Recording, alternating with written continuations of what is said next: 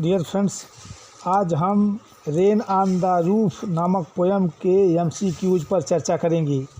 आइए देखते हैं वन बाय वन करके। What does list mean in this poem? इस पोयम में लिस्ट का क्या अर्थ है? तो लिसन के लिए प्रयुक्त शब्द है used as a word for listen. Whose fond look the poet finds on himself. कभी अपने ऊपर किसकी स्नेह भरी नज़र पाता है? तो हिज मदर, अपनी माँ का। What is the central theme of the poem? इस कविता का केंद्रीय विषय क्या है? इस कविता का केंद्रीय विषय है बारिश कई यादें और कल्पनाएं वापस लाती है।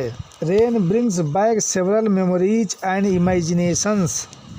Year she left them till the dawn. Who left? उसने उन्हें भोर तक छोड़ दिया। कौन भोर तक छोड़ दिया?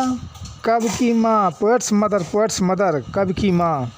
What does refrain mean in this poem? इस पोयम में रिफ्रेन का क्या अर्थ है? रिफ्रेन दोहराव को इंगित करता है, indicates repetitiveness. As I list to this refrain, what is being referred to as refrain? जैसा कि मैं इस प्रतिध्वनि को सुनता हूँ, इस रिफ्रेन को सुनता हूँ, यहाँ पर रिफ्रेन किसे कहा जाता है? वर्षा की बूंदों की ध्वनि आवृत्ति को सुनने को कहा जाता है। Holding on the rain drops.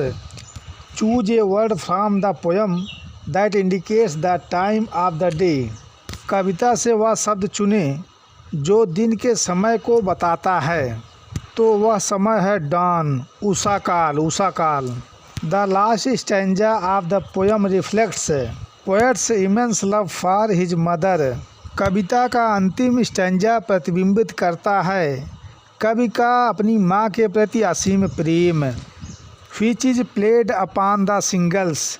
What is been played upon the shingles? छोटे गोल पत्थरों पर तड़तड़ाहट से बजती है। छोटे गोल पत्थरों पर क्या तड़तड़ाहट से बजती है?